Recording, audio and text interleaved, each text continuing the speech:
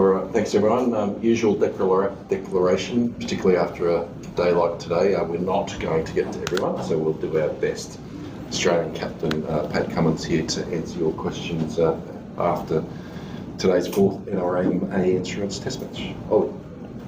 Pat, this group has some pretty special wins over the last few years. That must rank up there pretty high. That's it. Yeah, just about everyone who's walking off trying to work out where it sits. I reckon that's right at the top. Edgbaston was pretty special, and I reckon that's pretty much on par. That was amazing. So, yes. Just following up on that, in terms of how this test match has planned for 5 days, you've got an atmosphere. How it all happened? Could someone point us in? Yeah, I think it's just probably, when you take all that into account, it's probably the best test match I've been involved in terms of, 80,000 in the first 3 days. Don't know what the crowd was today, but it was huge. Felt like it swinged a lot as well. Never felt like it was, we were so far ahead of the game that it was, a win looked certain. So overall, just, one of those great wins. So, did you have one? Yes.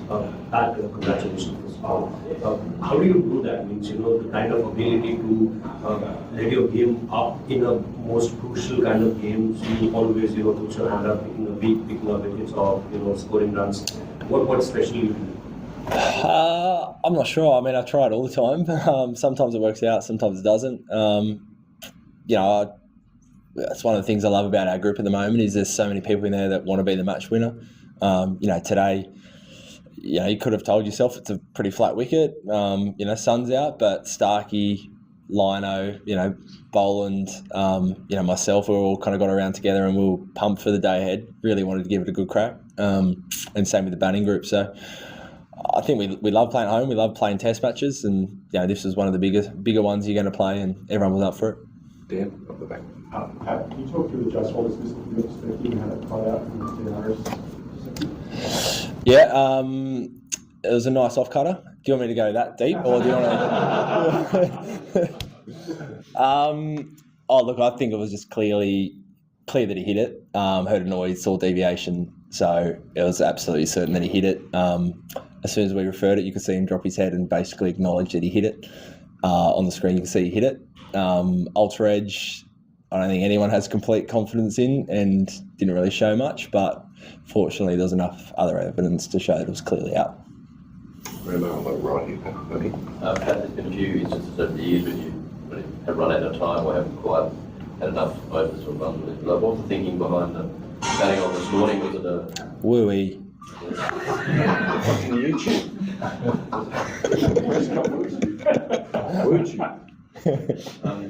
Was it a total run thing, or were you concerned that they might have enough time to actually chase them down?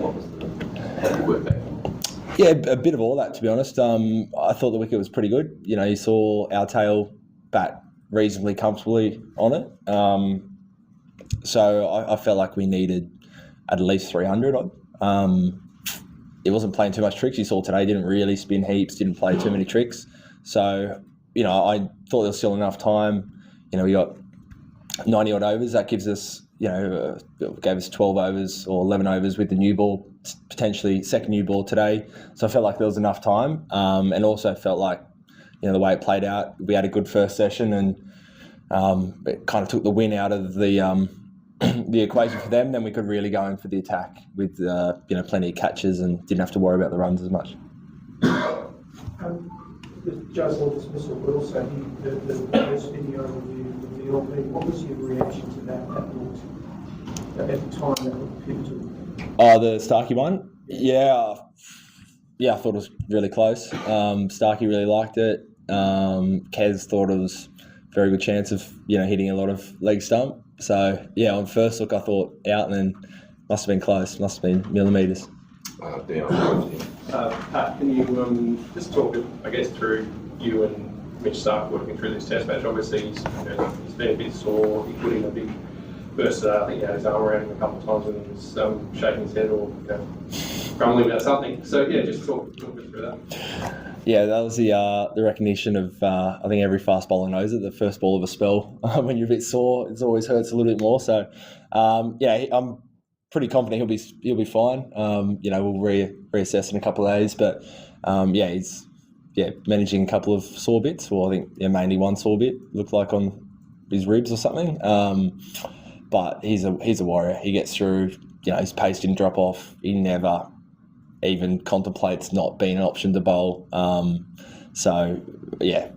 Other than being in pain, he's fully fit and available. And just in terms of that day 5 scenario now, given that Test cricket is being played more positively, is it getting to a point where if you can put a team in a situation where they're just defending, you feel like you are going to create chances because players are getting more used to, I guess, taking that positive on? I think at times, absolutely. The really positive players, they're at their best when they're putting pressure back on the bowlers and playing their shots. So if you take them away from their natural game, absolutely, you feel like you have more chances. And obviously, the more times you're getting people defending and you've got ability to have helmets around the bat and extra catches in, you feel like you're in the game. Oh, back left. Pretty memorable day. It was a teenager many moons ago. Sammy Constance, a fairly good test review, one he'll remember. What have you made of the kid this week, and what have you seen from him that shows that he's up for test level, like standing up to Kohli and Bumrah in the crowd and stuff as well, which is pretty entertaining. Oh, he's been awesome. He's been great fun. I think I was saying before, I've always felt like one of the younger guys in the team, and then seeing Sammy as a 19-year-old gearing up the crowd, I feel quite old. He was unreal. I think the bravery that he showed on day one as well, and I think there's a bit of process behind that as well. I could hang around here and probably wait for, to nick a ball to the slip, or I can try and put some pressure back on the bowler and take the game on. And he's got that no fear kind of mindset, which is amazing, and hope he keeps on to that. I really love what he's brought to the team.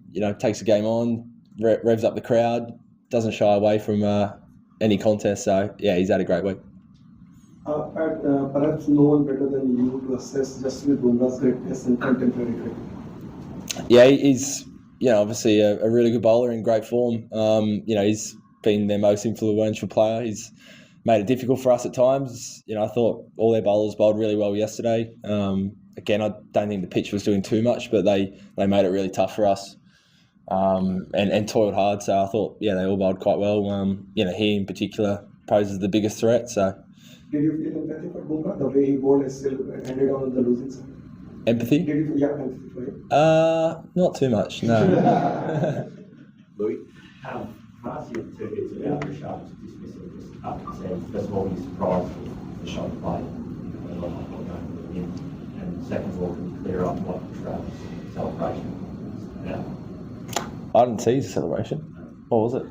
No, I don't want to show you. No, it was okay. I think It was above board. in the hole, as in hole in one. Oh, How I read it, he did this.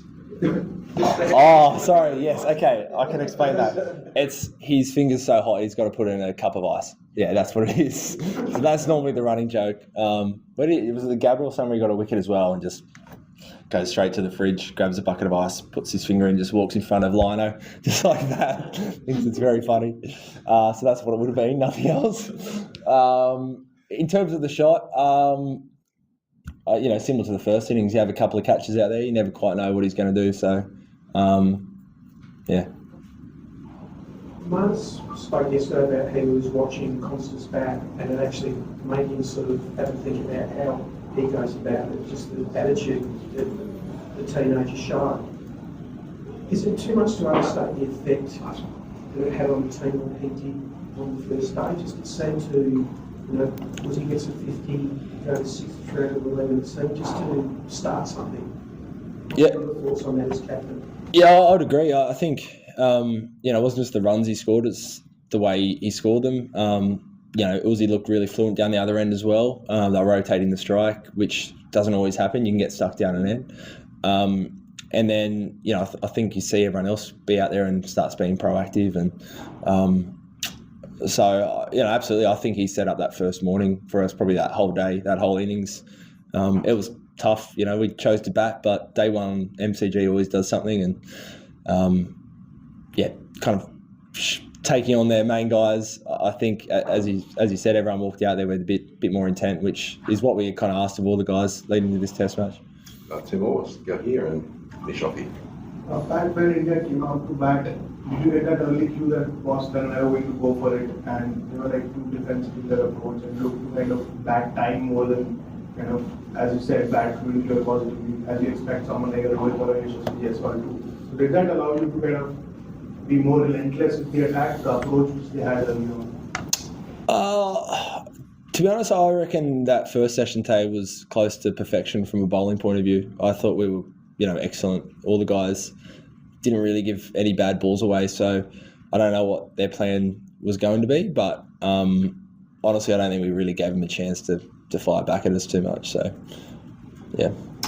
On the right here, Courtney over here. So how do you balance that, I suppose, the adulation, or that being one of the great test matches that you've played in, to then knowing that the job's not done, you have got to turn it around for the good. What do you do tonight and the next couple of days to maintain that focus, I suppose? Yeah, I mean, it's a short turnaround, so I think we'll definitely savour this one.